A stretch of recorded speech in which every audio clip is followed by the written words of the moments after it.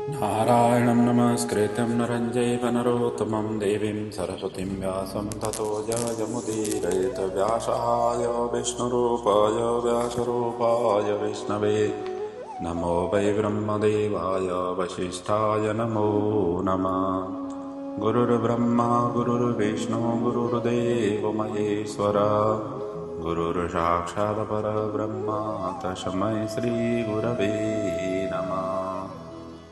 बोलिए श्री महाभारत ग्रंथ की जय। श्री व्यास जी महाराज की जय। श्री सद्गुरुदेव भगवान की जय। महाभारत ग्रंथ के अंतर्गत उद्योग पर्व में वर्णित विदुर नीति का हम चिंतन मनन करते हुए आज से 6वें अध्याय में प्रवेश हुए हैं।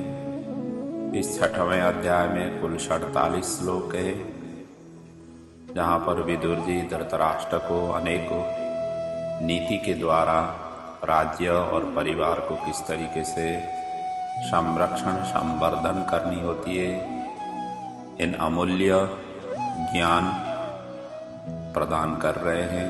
स्वयं धर्मराज ही विदुर बन करके इस धराधाम में आए और धर्म की उपदेश अपने जीवन काल में उन्होंने प्रदान की।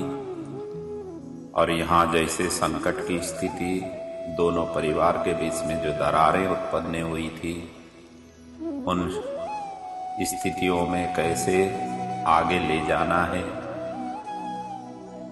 और कैसे इसको मतलब दोनों के बीच में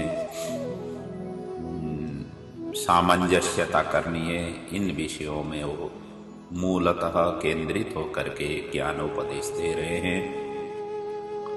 आइए अब विधिवत रूप से कथा में ही हम प्रवेश करें। विदुर जी यहाँ पर पहला श्लोक में कहते हैं, ऊर्ध्वं प्राणा उत्क्रामन्ति यूनः स्थविर आयति प्रत्युत्थाना विवादाभ्यम पुनस्तान प्रतिपद्यते। अपने से बड़े के सानिध्य में यदि हम पहुंच गए या कोई अपने पास में अपने से बड़े आए तो उनके सानिध्य में आपको पहले तो प्रणाम करना है, फिर उनको अभिवादन करना है, वो भी खड़े होकर के। ये बात को वहां पर बता रहे हैं। दूसरे श्लोक में भी उसी प्रकार की ही अतिथि सत्कार के विषय में वर्णन कर रहे हैं। पीठम दत्वा साधवोऽभ्यगताय आनीय आप परिनिर्णज्य पादौ सुखम पृष्ठा प्रतिवेद्यात्म संस्थाम ततो दध्या अन्न अवेक्ष धीरः। जो सज्जन हैं, जो धीर पुरुष हैं, जो गृहस्थी हैं, उनको उनके घर में यदि कोई साधु संत सज्जन ब्राह्मण यदि कोई आ जाए, अपने से जो पूजनीय वंदनीय आ जाए या अतिथि बन करके आए, तो सबसे पहले उनको आसन दे, जल ला करके उनके चरण पखारें, फिर उनकी कुशल पूछ करके अपनी स्थिति बताएं और उसके पश्चात उनको आवश्यकता अनुसार अन्न भोजन आदि करावें। ये उपदेश प्रदान कर रहे हैं। तीसरे श्लोक में कहते हैं, यस्योदकम मधुपर्क च गाम च न मंत्रवित प्रतिगृह्णाति गेहे लोभाद भयादथः कार्पण्यतो वह तस्यानर्थो जीवितमाहुरार्यः। इसमें कहते हैं कि जो ब्रह्मवेत्ता ब्राह्मण, क्योंकि मंत्रविद कहा हुआ है, जो मंत्रों को जानने वाला ब्राह्मण, जिसके घर दाता के लोभ भय या कंजूसी के कारण जल मधुपर्क और गौ का नहीं स्वीकार करता है, और जो सज्जन है, जो श्रेष्ठ पुरुषों ने उस गृहस्थी का जीवन व्यर्थ बताया गया है, अर्थात यदि उनके यहाँ इन सभी चीजों को जो स्वीकार नहीं करता है, और ऐसे स्वीकार नहीं करने से उस गृहस्थी का जीवन व्यर्थ माना गया है। अब स्वीकार नहीं करने का कई कारण होते हैं। वो पात्रता नहीं हो, इस तरीके से भी स्वीकार नहीं करते हैं। तो कहने का मतलब जो स्वीकार यदि नहीं करे तो उनका जीवन, गृहस्थी का जीवन व्यर्थ इस तरीके से माना गया है। अगले सूत्र में भी उसी प्रकार की ही भाव है, जिसमें अतिथि बन करके आए तो पैर नहीं धोने वाले का भी पैर धोना चाहिए यदि अतिथि बन करके आए, उस विषय में बता रहे हैं। कौन कौन सी ऐसे व्यक्ति हैं जिनको यहाँ पर कह रहे हैं। चिकित्सक शल्यकर्ता बकीर्णि स्तेन क्रूरो मद्यपो भ्रूणहाच सेना जीवी श्रुति विक्राय कस्य भृशं प्रियोऽप्याति अतिथिर्नोदकारः। कहते हैं एक तो चिकित्सक जिसको वैद्य कहते हैं, दूसरा शल्यकर्ता जो चीर फाड़ करके कार्य करने वाला हो, जिसको कसाई आदि भी ये सब चीज करते हैं, और अन्य लोग भी जो भी चीर फाड़, दूसरे जीव जंतुओं को चीर फाड़ करने वाले। और तीसरा है जो ब्रह्मचर्य से भ्रष्ट, और चौथा है चोर, पांचवा है क्रूर, छठवां है शराबी, सातवां है गर्भ हत्यारा, आठवां है सेनाजीवी, और नववां है वेद विक्रेता। वेदों को विक्रय करके अपने जीविकोपार्जन करने वाले। ये सभी की सभी पूजनीय नहीं है, वंदनीय नहीं है, पैर धोने योग्य नहीं है अतिथि इनकी। लेकिन यदि अतिथि बन करके ये आए तो इन सभी का पैर धो करके इनके स्वागत और सत्कार करनी चाहिए। कहने का मतलब ये है कि जो अतिथि बन करके, शरणागत बन करके जो भी आ जाते हैं, उन सभी के प्रति अपनी तरफ से जितना बन सके उनको स्वागत, सत्कार, सम्मान देना चाहिए, ये भाव है। अगले सूत्र में कहते हैं ये चीज बेचनी नहीं चाहिए, विक्रय करनी नहीं चाहिए। कौन कौन सी चीजें उसकी विषय में वर्णन कर रहे हैं। अभिक्रयम लवणम पक्वान्नम दधि क्षीरम मधुतैलम घृतम च पीला मांसम फलमूलानि शाकम रक्तम बास सर्वगंधा गुणाश्च। अब ये कई चीज यहाँ बता रहे हैं। कहते हैं अभिक्रयम, इनको बेचना नहीं चाहिए। कौन कौन सी? लवणम, लवणम कहते हैं नमक को, पक्वान्न पका हुआ अन्न, उसी प्रकार दही, क्षीर मतलब दूध, मधु, तेल, घी, तिल, मांस, फल, मूल, साग, लाल कपड़ा और सभी प्रकार की गंध, सुगंधित जो गंध देने वाले चीज, और अंतिम में कहते हैं गुड़। ये इतनी वस्तु बेचने योग्य नहीं है। अर्थात बेचने योग्य नहीं है, इसका मतलब यही है कि इन सभी चीज का व्यापार जहां तक हो सके गृहस्थी को करने से बचे।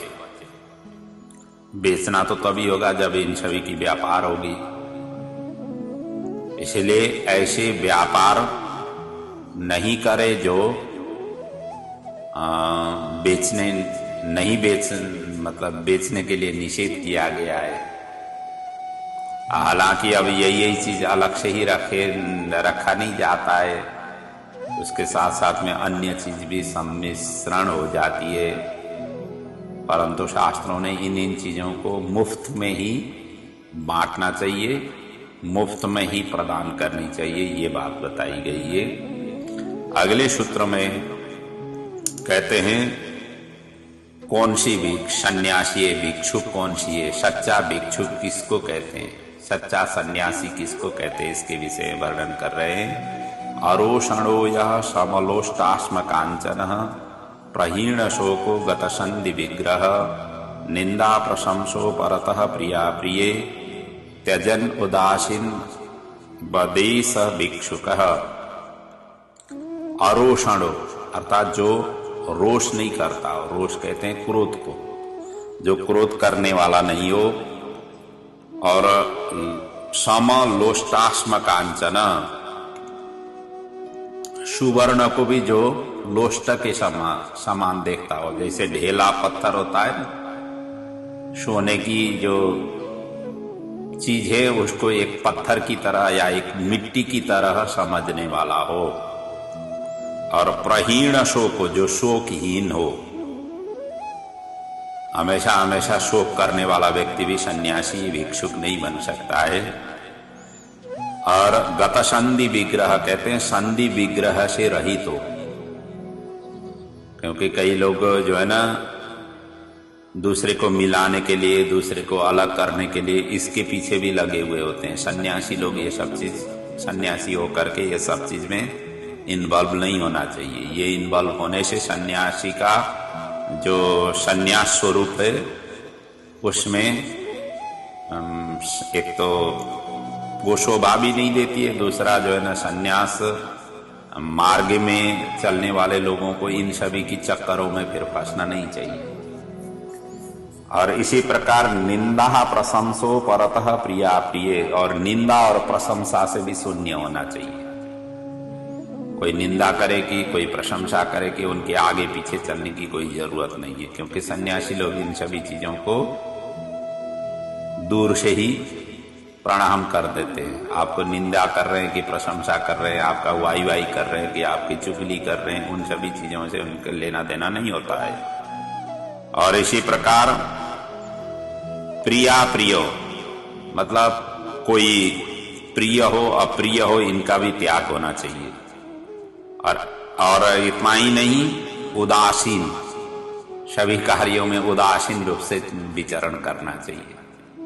किसी की हस्तक्षेप भी नहीं करना चाहिए, किसी को व्यवधान भी नहीं करना चाहिए, किसी को साथ भी नहीं देना चाहिए। उस तरीके से चलना चाहिए। ऐसे लोगों को ही सच्चा सन्यासी भिक्षुक कहा गया है।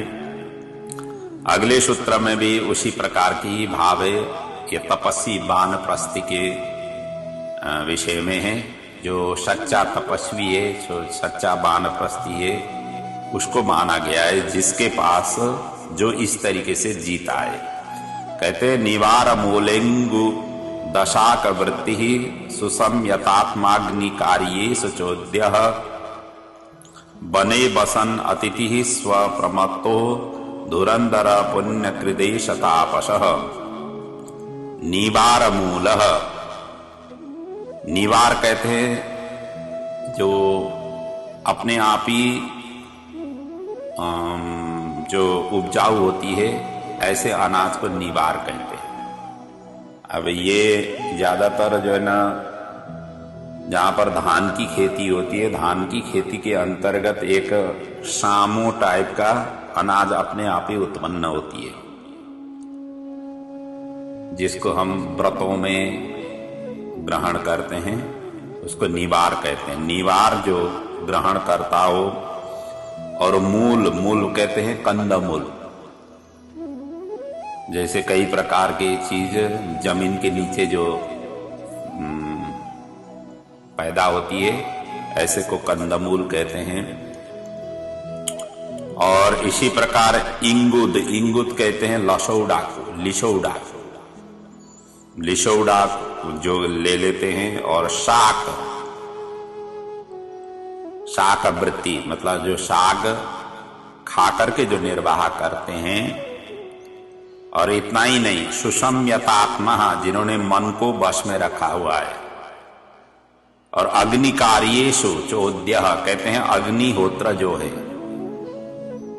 और बने बसन, जो वन में रह करके भी अतिथियों की वो सेवा में सदा सावधान पूर्वक रहते हैं, वही पुण्यात्मा तपस्वी वानप्रस्थी श्रेष्ठ माना गया है। अगले सूत्र में कहते हैं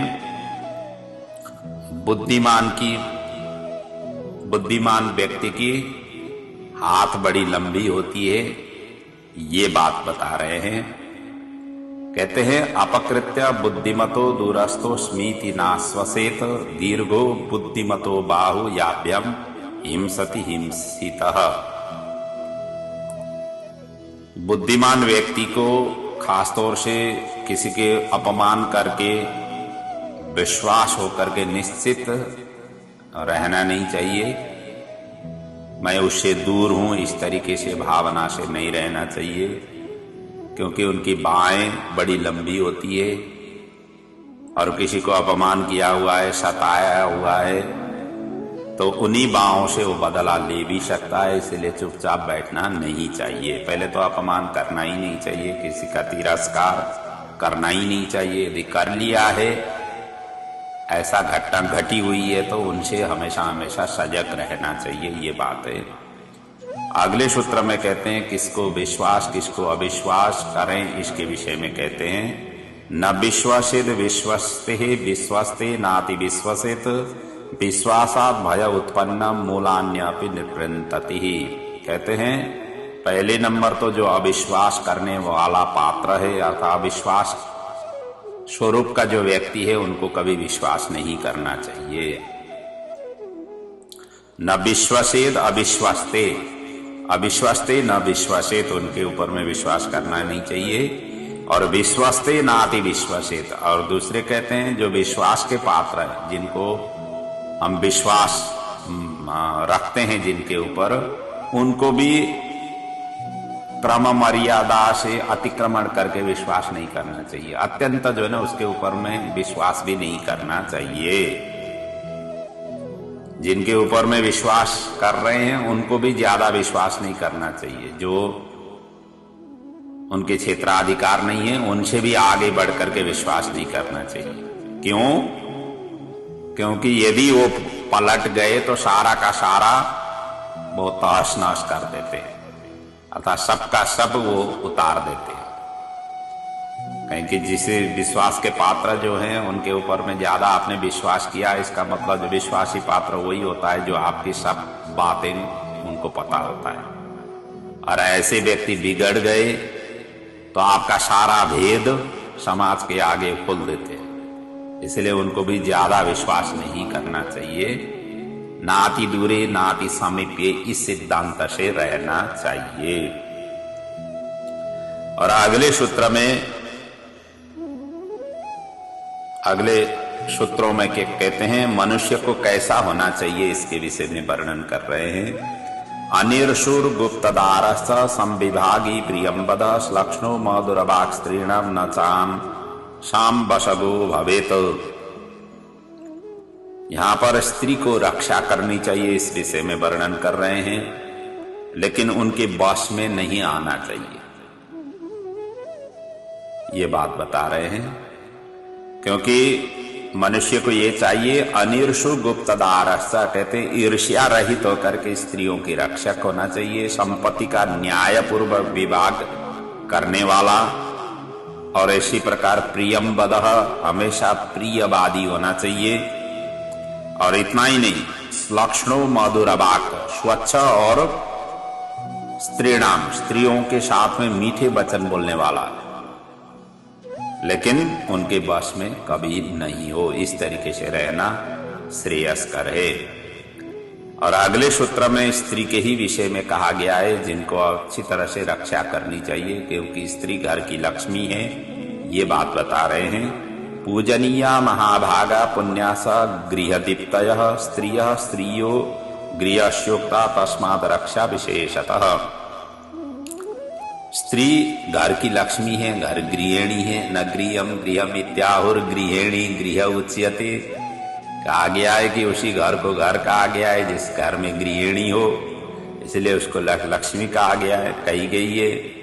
तो इसलिए वो अत्यंत सौभाग्यशालिनी, पूजा की योग्य, पवित्र और घर की शोभा प्रदान करने वाली होती है घर की गृहिणी। लेकिन इनकी विशेष रूप से, इसलिए इनकी विशेष रूप से रक्षा करनी चाहिए। तस्माद रक्षा विशेषतः, इसलिए उनकी अच्छी तरह से रक्षा करनी चाहिए। जिस घर में माताएं दुखी हो जाती है, स्त्रियां दुखी हो जाती है, वहां पर लक्ष्मी की वास नहीं होती है। इसलिए जो भी स्त्री प्रजाति है सभी माताओं के ही स्वरूप माने गए। देवी भागवत ने इस बात को स्पष्ट कहा हुआ है। विश्व की हरेक माताएं जो स्त्री है वो मेरा अपना ही स्वरूप है, इस तरीके से उन्होंने माता रानी ने वहां पर कही हुई है। इसलिए सभी माताओं के स्वरूप है, जो जननी है, जो सृष्टि की विस्तार करती है, घर गृहस्थ को संभालती है, तो उनको हमेशा हमेशा रक्षण करना चाहिए। अब यहाँ पर किस किस को कौन कौन सी काम सौंपना चाहिए इस विषय में वर्णन कर रहे हैं। पितुः अंतःपुरम दद्या मातुर दद्या महानसम गोषु चात्म समम दद्या स्वयमेव कृषिम ब्रजेत। पिताजी को अंतःपुर की कार्य सौंपना चाहिए और मातु को महानसम भोजन की जो कार्य है, किचन की कार्य माता को सौंपना चाहिए। गोषु चात्म समम दद्या, और जो गौओं की रक्षा के लिए अपने सामान जो है उनको सौंपना चाहिए।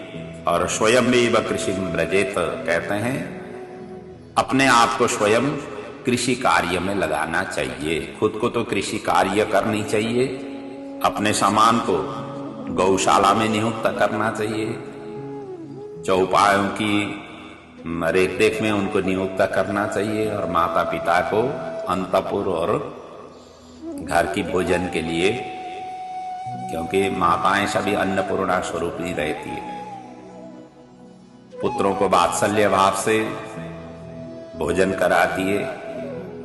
तो सारा कुछ भोजन की जितने भी परिकार हैं, जितना माता खड़े होकर के जितना बना पाती है उतना पुरुष नहीं कर पाते, इसलिए माताओं को भोजन के लिए कहा गया है। अगले सूत्र में विदुर जी कहते हैं कौन कौन सी व्यक्ति किस किस की रक्षा में नियुक्त करें, इसके विषय में वर्णन कर रहे हैं। वृत्तिर वाणिज्य चारम च पुत्री सेवे तच्च द्विजान आदिभ्यो अग्नि ब्रह्मतः छत्रमश्नो लोहमुत्थितम तेषां सर्वत्र गम तेजः श्वासु योनिषु शाम्यति। यहाँ पर कहते हैं कि वृत्तिर वाणिज्य चारम च, सेवकों को वाणिज्य व्यापार के कार्य में नियुक्त करना चाहिए। और पुत्री सेवे तथा द्विजान, पुत्रों को ब्राह्मणों की सेवा में नियुक्त कराना चाहिए। और कहते हैं जैसे जल से अग्नि और ब्राह्मण से क्षेत्रीय, इसी प्रकार पत्थर से लोहा पैदा हुआ है, और इनका तेज सर्वत्र फैलने के पश्चात भी जो उत्पत्ति स्थान है उस उत्पत्ति स्थान में जाकर के शांत हो जाते हैं। कहने का मतलब अग्नि को बुझाना है तो जल की जरूरत पड़ती है, क्षेत्रियों को शांत करना है तो ब्राह्मण को जरूरत पड़ती है, और पत्थर को मतलब लोहा को ठीक करना है तो पत्थरों से ही किया जा सकता है, क्योंकि लोहा अपने आप ही कड़क होती है और कड़क की चीज कड़क से ही ठीक हो जाती है। ये है बात, क्योंकि क्षेत्रीय हमेशा हमेशा ब्राह्मण के प्रति श्रद्धावनत होते हैं। क्षेत्रियों को शांत करना है तो ब्राह्मण की उपस्थित होना जरूरी रहती है, अतः ब्राह्मण ही उनको समझा पाएंगे। अगले सूत्र में कहते हैं नित्यम संतः कुले जाता पावकोपम तेजस क्षमावंतो निराकारा काष्टेग्नि रिवशीरते। यहां पर ये कह रहे हैं कि जो सत्पुरुष है वो शांत भाव से रहते हैं, इस भाव को यहां व्यक्त किया हुआ है। और इसका उदाहरण दे रहे हैं काष्ठ के अग्नि जैसे, काष्ठ के अंदर जैसे अग्नि शांत भाव से रहती है उसी प्रकार से रहते हैं, ये बता रहे हैं। जो अच्छे कुल में उत्पन्न है अग्नि के समान तेजस्वी है, क्षमाशील है और बेकार शून्य संत पुरुष सदा काष्ठ में अग्नि की भांति शांत भाव से स्थित रहते हैं।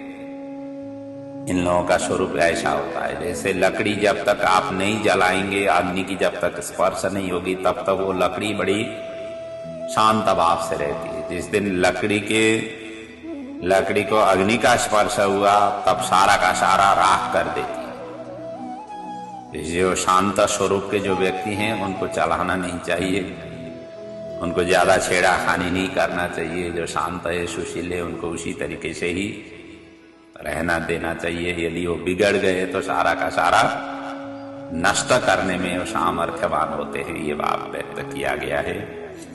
अगले सूत्र में कहते हैं यस्य मंत्रम न जानन्ति बाह्याश्चाभ्यन्तरश्चये स प्रजा सर्वतः चक्षु ईश्वरम ऐश्वर्यमश्नुते। कहते हैं जिस राजा की मंत्रणा को उसके बहिरंग एवं अंतरंग सभासद तक ये जो नहीं जानता है, और जो राजा होकर के सब और जो दृष्टि रखने वाला जो होता है, वही राजा लंबे समय तक ऐश्वर्य का भोग कर पाता है। मतलब अपने आप में दूरदृष्टि राजा के अंदर में होना चाहिए। अपने जब तक कार्य संपादन नहीं हो तब तक किसी को बताने की, अपने जो कार्य योजना है किसी को बताने की जरूरत नहीं है।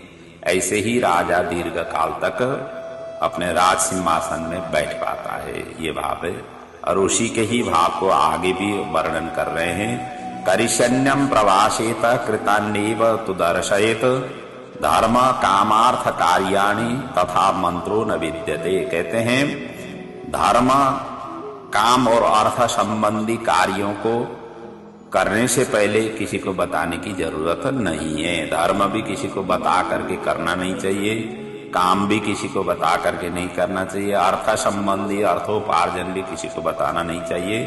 इसको तो करके दिखाना चाहिए। उसको पहले आपने करें तब उनको दिखाएं, वह स्वतः फिर दिख जाता है। ऐसा करने से ही अपना मंत्रणा दूसरों पर प्रकट नहीं हो पाता है। अगले सूत्र में कहते हैं गिरि पृष्ठ उपारुह्य प्रासादम बहरहोगतः अरण्ये निशलाकेवा तत्र मंत्रो विधीयते। और कहाँ मंत्रणा करना चाहिए इसके विषय में कह रहे हैं। या तो पर्वत की चोटी पर जा करके जहाँ कोई भी नहीं पहुंचे हुए, जहाँ राजमहल के अंदर एकांत स्थान में, या जंगल के तृण आदि से अनावृत ठाव, जहाँ जंगल के अंदर में भी खुला ठाव, तृण आदि से ढका हुआ जगहों में आकर के कोई भी कान दे सकते हैं। कहते हैं ना दीवार के भी कान होते हैं। तो इसको एकदम मंत्रणा जहां करनी है एकदम गोपनीय क्षेत्र में ही मंत्रणा करनी चाहिए। और मंत्रणा भी उसी विश्वास पात्र के साथ में करना चाहिए जिससे अपना कार्य सिद्धि हो। अगले सूत्र में भी इसी प्रसंगों को ही विशेष रूप से वर्णन कर रहे हैं। कहते हैं नासुरेत परमं मंत्रम भारतार्हति वेदितुम अपंडितो बापि सुहृत पंडितो बाप्यनात्मवान ना परीक्षा महीपाल कुर्या सचिव आत्मनः अमाते अर्थलिप्साथ मंत्र रक्षणमेव च कृतानि सर्वकार्याणि यस्य पारिषदः विदुः धर्मे चार्थे च कामे च स राजा राजसत्तमः गुण मंत्र से नृपते तस्य सिद्धि असंशयम। इसमें ये कहा गया है कि उस राजा को जो अपने मंत्र को जो गुप्त रखने वाला है वही राजा ही निसंदेह सिद्धि को प्राप्ति कर लेता है। और ये कैसे वो बता रहे हैं, जो मित्र न हो, मित्र होने पर भी पंडित न हो, पंडित होने पर भी जिसका मन वश में न हो, और वह अपनी गुप्त मंत्रणा जानने की योग्य नहीं है, ऐसा है तो उसको जानने की योग्य नहीं है। राजा को इस सभी को अच्छी तरह से परीक्षा किए बिना किसी के साथ में आपने मंत्रणा नहीं करनी चाहिए। ऐसे व्यक्ति को मंत्री भी नहीं बनाना चाहिए। मंत्री ही सही उपदेश देने वाला हो, क्योंकि मंत्री के द्वारा ही धनोपार्जन होती है। राज्य की ढीकुटी की सुरक्षा मंत्री के ही द्वारा होती है, क्योंकि धन की प्राप्ति और मंत्र की रक्षा भार मंत्री पर ही स्थित रहता है। और जिसके धर्म अर्थ और काम विषयक सभी कार्यों को पूर्ण होने के बाद भी ही सभासदगण जान पाते हैं, और वही राजा समस्त राजाओं में श्रेष्ठ माना गया है। ऐसे आचरण करना ही श्रेयस्कर है। और अगले सूत्र में भी कहते हैं जो मोहवश असत कार्य करता है या असत कार्य में संलग्न हो जाता है, उनके जीवन सभी तरफ से एक पतन हो जाता है। इस बात को व्यक्त कर रहे हैं। अप्रशस्तानि कार्याणि यो मोहाद अनुतिष्ठति सतेषां विपरीत भ्रंशा भ्रश्यति जीवितादपि। कहते हैं जो मोहवश अप्रशस्तानि, जो कोई भी स्वीकार नहीं करे ऐसे गलत जो कार्य कर्म करता है, और उन कर्मों के विपरीत परिणाम होने से, क्योंकि गलत कार्य करेंगे तो परिणाम उसका विपरीत होगा, जब विपरीत कर्म होगा तो जीवन सभी प्रकार से पतन हो जाता है, हाथ धोना पड़ता है। ये बात है। अगले सूत्र में कहते हैं कर्मणाम तो प्रशस्थानम अनुष्ठानम सुखावहम तेषाम एवानुष्ठानम पश्चातापकरम मतम। अब इससे पश्चाताप का कारण क्या है वो बता रहे हैं। उत्तम कर्मों का अनुष्ठान तो सुख देने वाला होता है, लेकिन किंतु उन्हीं का ही अनुष्ठान न किया जाए, उत्तम कर्मों का जो अनुष्ठान यदि नहीं करेंगे तो अंततोगत्वा इसका पश्चाताप ही अपने आप हाथ लग जाता है। इसलिए पश्चाताप आने से पहले ही अपने आप को सजग होना श्रेयस्कर है। जो उत्तम कार्य नहीं है उन उत्तम कार्यों के लिए आपको हाथ नहीं डालना चाहिए, ये बात बताया हुआ है। और यहाँ विदुर जी यही कहना चाह रहे हैं कि धृतराष्ट्र को आप जो भी कार्य कर रहे हैं ये उत्तम कार्य नहीं है, प्रशंसा योग्य कार्य नहीं है, इसलिए आपको अंततोगत्वा पश्चाताप ही आपको हाथ में लगेगा। इसलिए ये दूत क्रीड़ा से लेकर अनेक प्रकार की जो भी आपके सामने ही ये घटना घटी पांडवों के प्रति, जो निंदनीय है, जो प्रशंसा करने योग्य नहीं है, ऐसे ऐसे कार्य हुए हैं और आगे से जाकर के ऐसे कार्य अब कभी भी नहीं हो। इसके लिए आप सचेत रहे, इसी में ही आपका कल्याण है, भलाई है, ये बात बताया हुआ है। और यह 23वां श्लोक तक की हमने चिंतन की और आज के प्रसंग को मैं यहीं पर विराम ले रहा हूँ। बाकी की प्रसंग अगले पड़ाव में पुनः करेंगे। और नीति की इन सभी मंत्रमय शुक्तियों से, ज्ञान से अपना जीवन भी कल्याण हो, यही प्रभु के चरणों में वंदन प्रार्थना। ओम पूर्णमदः पूर्णमिदं पूर्णात् पूर्णमुदच्यते पूर्णस्य पूर्णमादाय पूर्णमेवावशिष्यते। ओम शांति शांति शांति। ओम।